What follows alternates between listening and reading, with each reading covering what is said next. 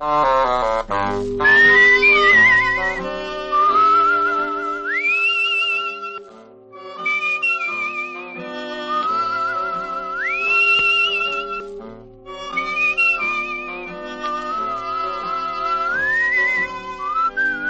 Dick Powell as Richard Diamond, private detective.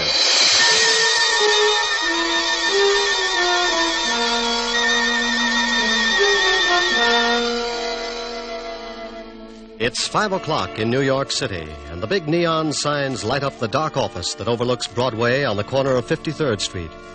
Behind a second-hand mahogany desk, relaxing in a swivel chair, is the leading figure of the Diamond Detective Agency, combination stockholder, office boy, and clue chaser. He is Richard Diamond, and his mind is on a lovely redhead named Helen Asher, as she sits on a couch talking about things he likes to hear. At this moment, however, another scene is taking place in the wealthy district of Long Island. A long black convertible is just pulling up to an old English mansion, and a curvaceous blonde steps from the car.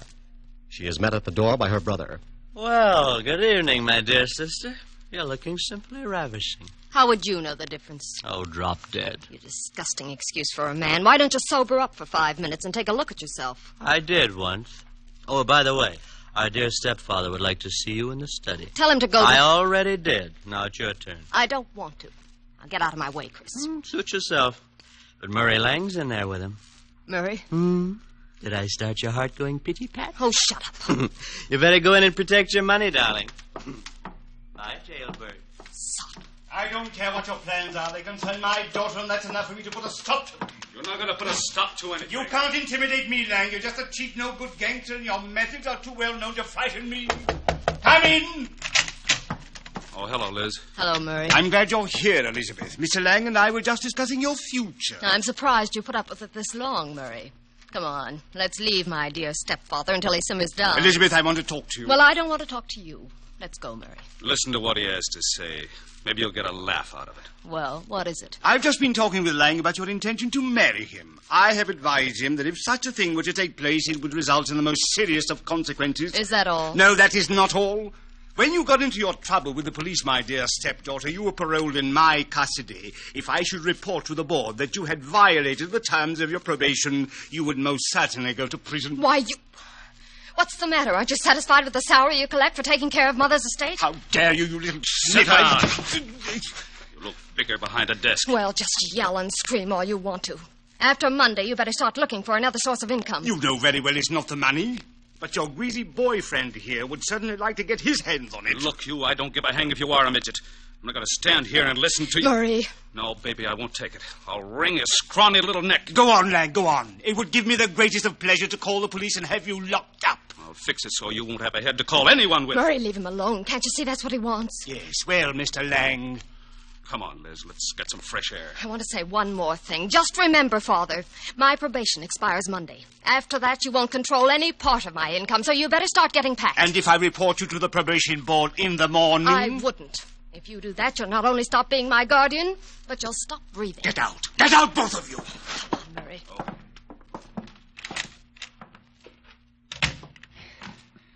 Try to intimidate me.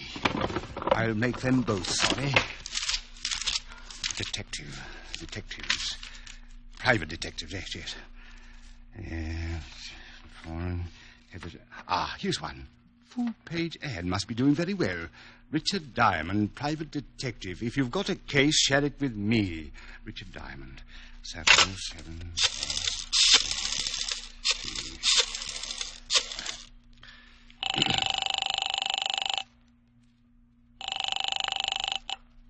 Yeah? Mr. Diamond? That's right. I want to hire you for a few days. Oh, you saw the ad.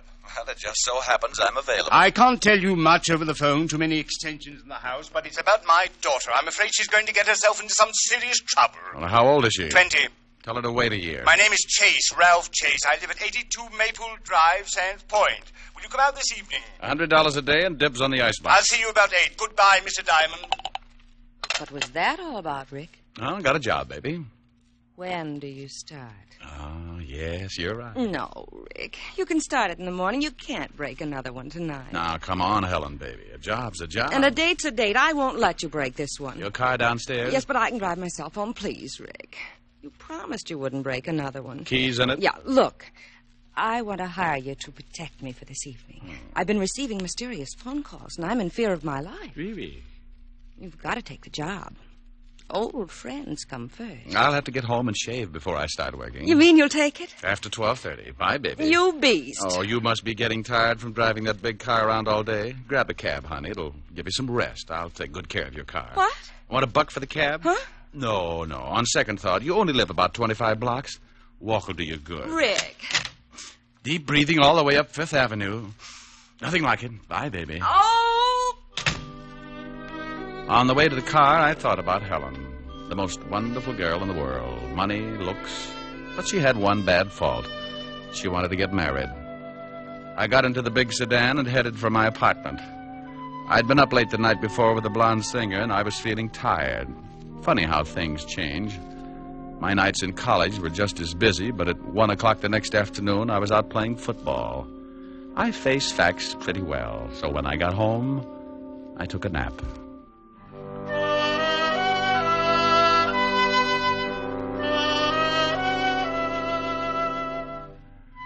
I slept until 7 and got up and dressed.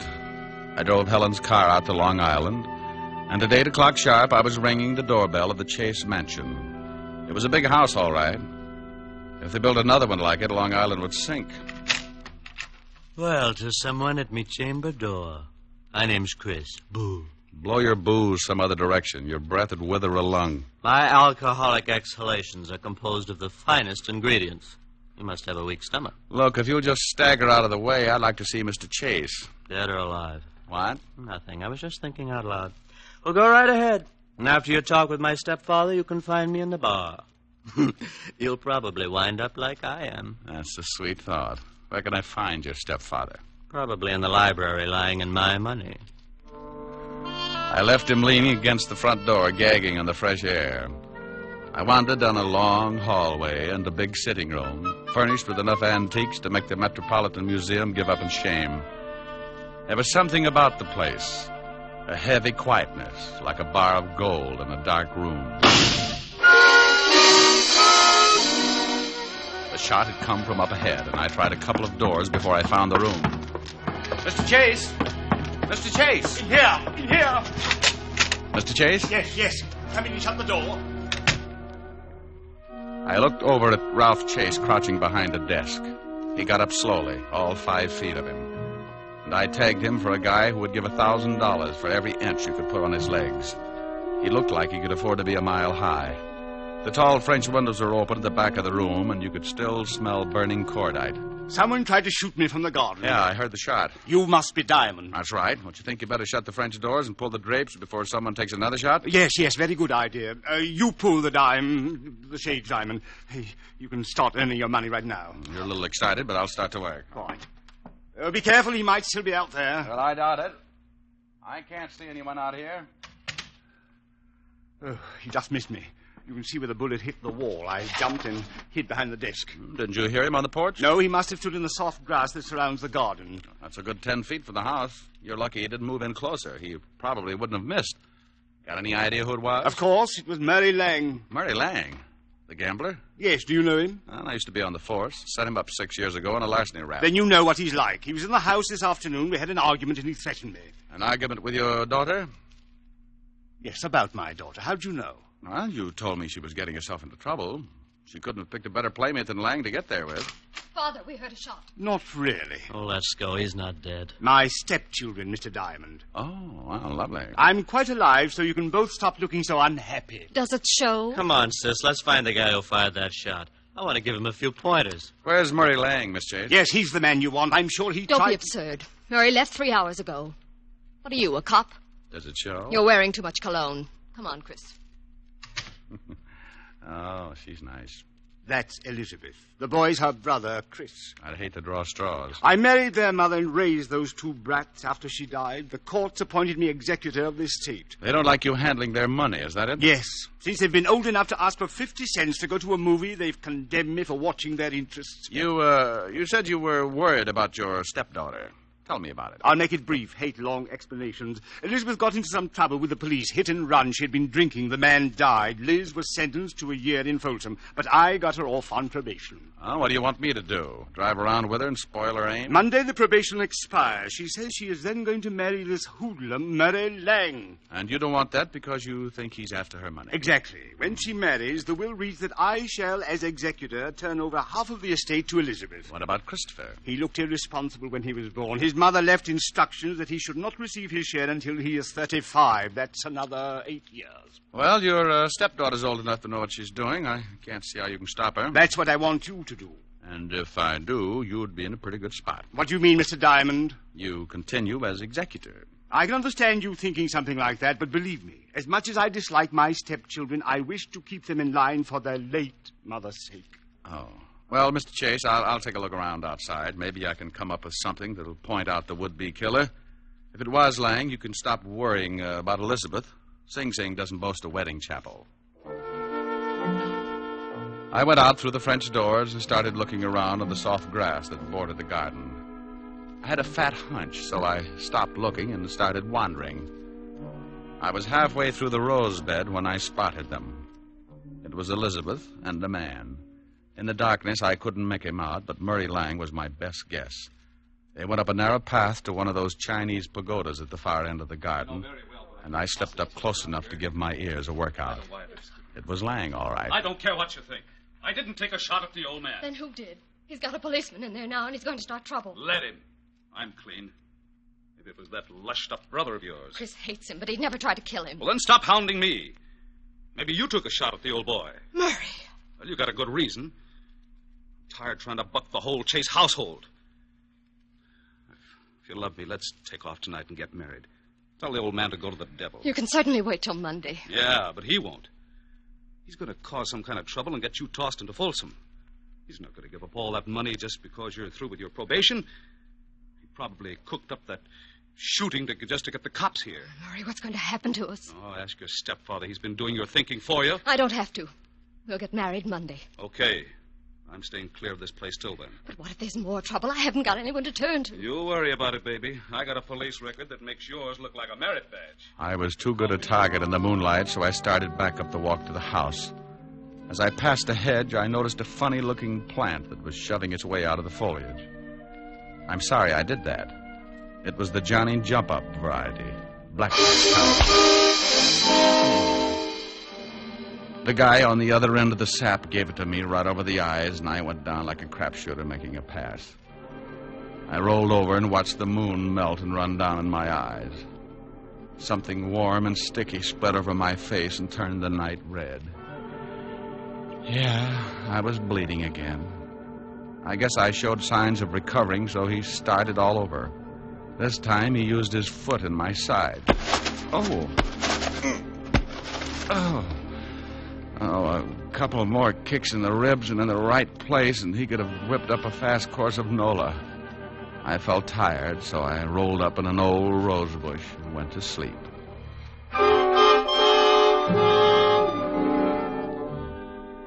When you finally start coming around, it's like swimming your way out of an acre of mud.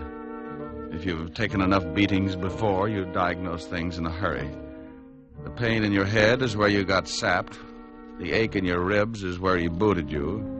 And the thought in your mind is, it's something about an eye for an eye, if you've got one left. I sat up slowly and looked around. No one in sight, and my watch said 10 o'clock. I'd been out for an hour, and I was feeling lonely until I started to get up. I made it to one knee and looked down at the best reason I could think of for staying home nights. It was Murray Lang, and you couldn't blame him for staring. He wasn't impolite, just dead. Something on the walk beside him gleamed in the moonlight. I took out my handkerchief and scooped it up. It was a little nickel-plated .32. You could still smell the fresh powder in the barrel. I put it in my pocket and stumbled back to the house. Chris opened the door. Well, you shouldn't drink so much. I never get so loaded I look like that. Well, try it sometime. It might be an improvement. Boo. I told you once before not to do that. Now tell me, where were you 10 minutes ago? I was in the bar. Who was with you? Red and green midgets. Now let go of my collar. Okay. Where's the phone? In the hall. Hey, what's going on? Who beat you up? Nobody. I always bleed like this on warm nights. Huh? Big pores.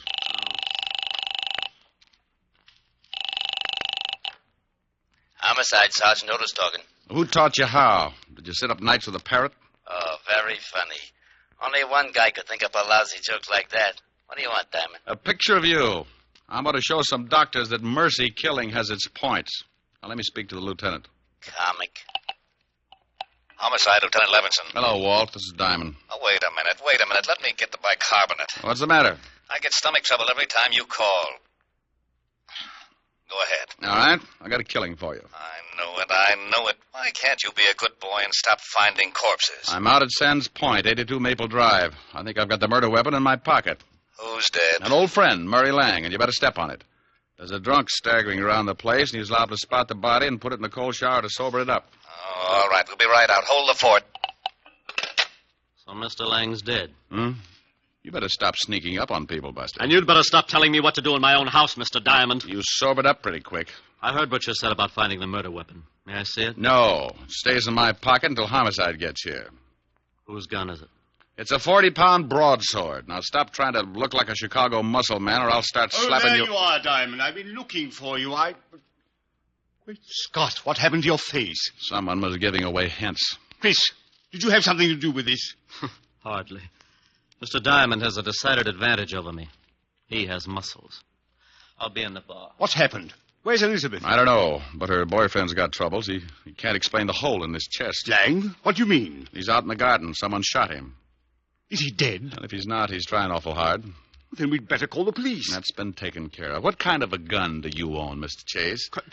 You don't think... No, I don't. I just dig around till I come up with something. What kind of a gun do you own? Why, a 45... Now, wait a minute, Diamond. If you've got any ideas about this murder, you'd better wait until the police get here. Now, look, Chase, I've been insulted in your house, had the air let out of my ego by your beautiful stepdaughter, and beat up in your garden. That's a full night's work, and now I'm on my own time.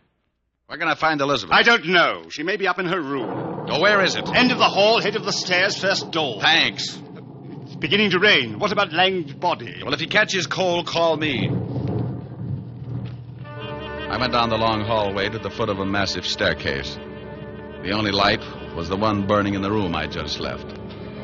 I looked over at over my shoulder and saw Mr. Chase framed in its dim glow, watching me. In that moment, I thought who Chase reminded me of. A triangle hat, his hand in his vest, and Napoleon had a twin. I went up the stairs two at a time. Yes? Pardon me for barging in, but some guy in the garden just beat all the bashfulness out of me. How dare you? You get out of my room. You better put on something a little warmer, honey. That thing would start a Harry Carey epidemic in Boston. What do you want? Yeah. What did you do after Lang left you in the garden? What? Big ears. I overheard everything you said. I see someone pushed your face around. It's an improvement. Did Murray catch you eavesdropping? Well, if he did, he won't have much time to gloat. What do you mean? If you've done anything to Aren't you Murray... getting ready for bed a little early? I don't know what you want. I don't have to answer any of your ridiculous questions. Now, if you don't turn around and get out of here... What's the matter, baby? Is the drawer empty? Lose something? No. Maybe this is it. Where did you get that gun? It was lying in the garden beside your boyfriend's body.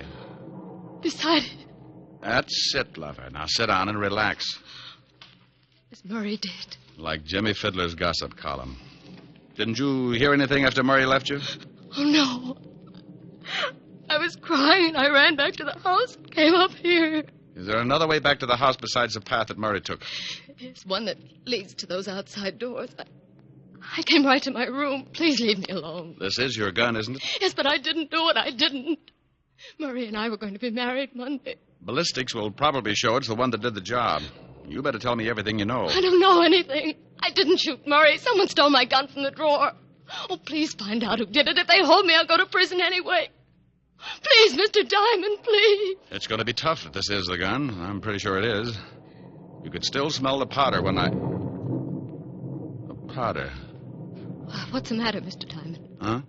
Oh, nothing. Look, You stay in your room. Maybe I can do you some good. I promise you'll stay here. Sure. I'm not going anyplace. And try and snap out of it. Sometimes you keep losing until there's nothing left to play with. It breaks the jinx. I went downstairs and started looking for Chase. As I passed the doors leading to the garden, I stopped cold. A flash of lightning turned the garden flat white. Someone was standing over what was left of Murray Lang.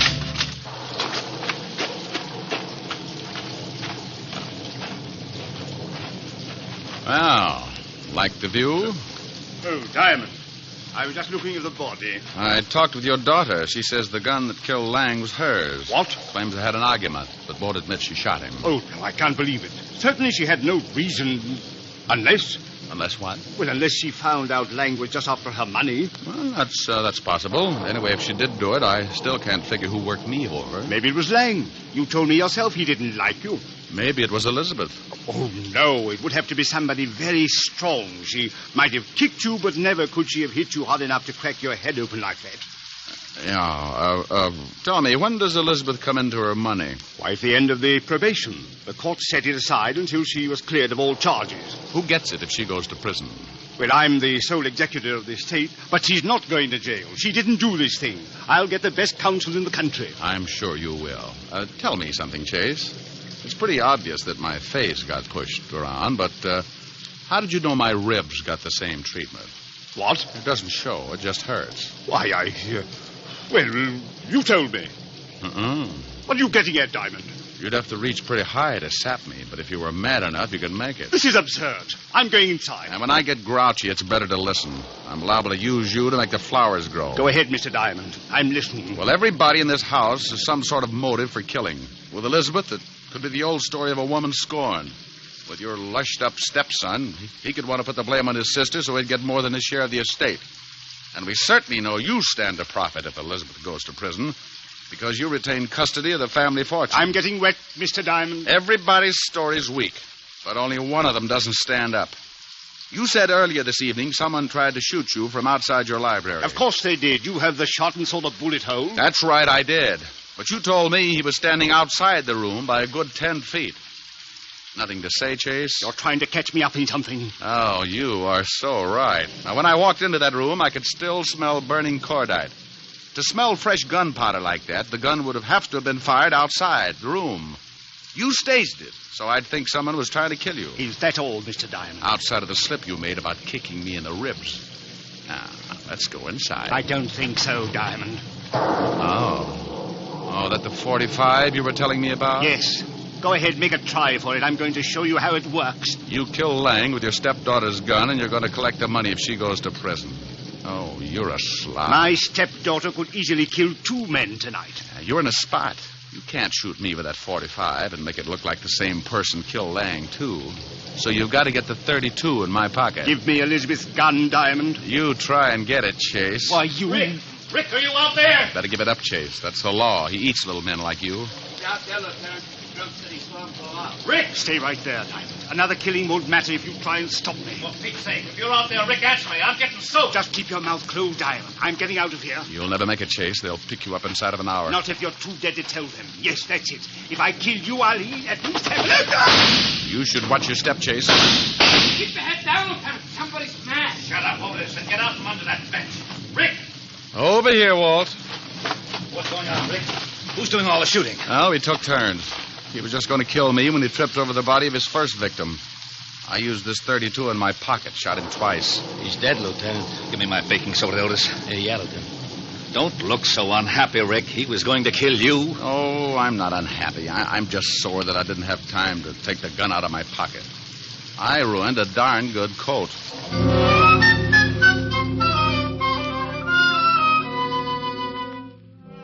The 3 of us went back in the house, and Otis took Christopher up to bed so he could sleep it off. Walt listened to the story as I told it to Elizabeth.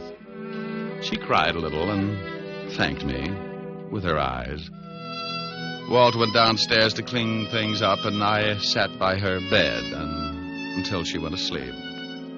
She didn't even wake up when I kissed her goodbye. Oh, I guess it was better that way.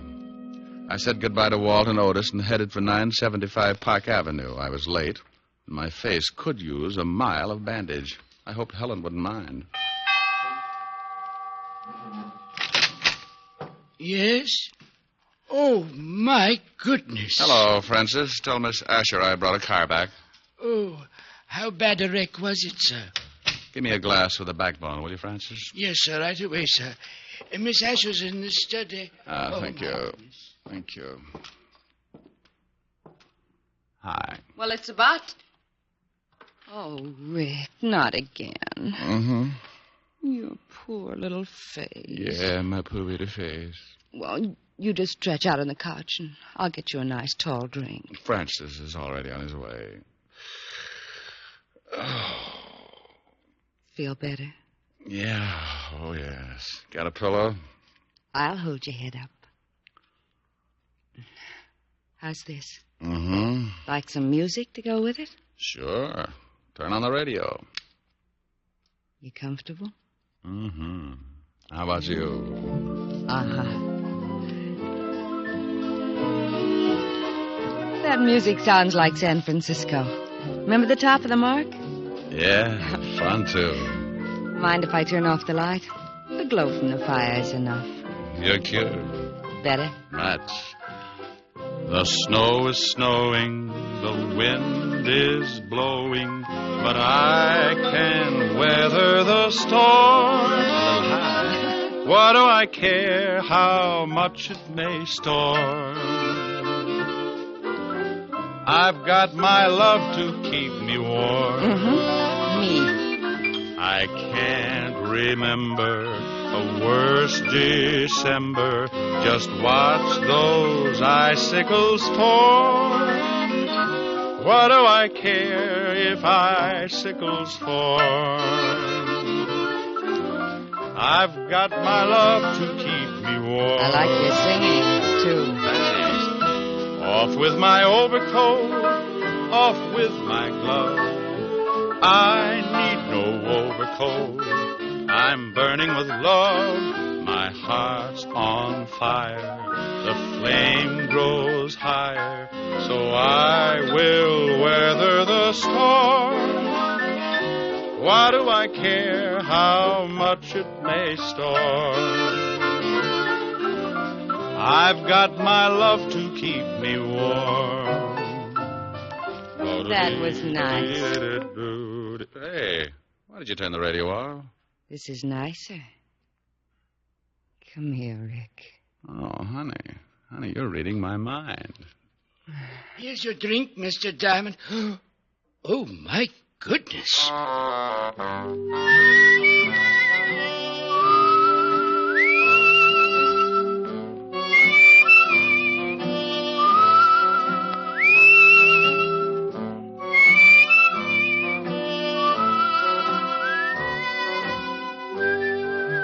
You have just heard the fourth of a new series, Richard Diamond, Private Detective, starring Dick Powell. Helen was played by Virginia Gregg, Lieutenant Levinson by Ed Begley. Also in our cast were Wilms Herbert, Betty Moran, Jay Novello, Jack Edwards, and Tal Avery. Music was under the direction of David Baskerville. Richard Diamond is written by Blake Edwards and directed by William P. Rousseau. Even here in America, we're liable to have a few misconceptions about freedom. Many of us regard it as an outright gift with no strings attached. Well, that isn't quite so. All of us have received a heritage of liberty, a legacy of freedom forged in other days. Remember that the liberty you enjoy is a precious legacy, a legacy that can be lost through disuse. Don't ignore freedom, work at it, for freedom is everybody's job.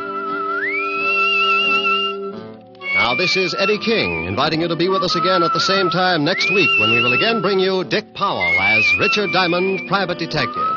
This program has come to you from Hollywood. This is NBC, the national broadcasting company.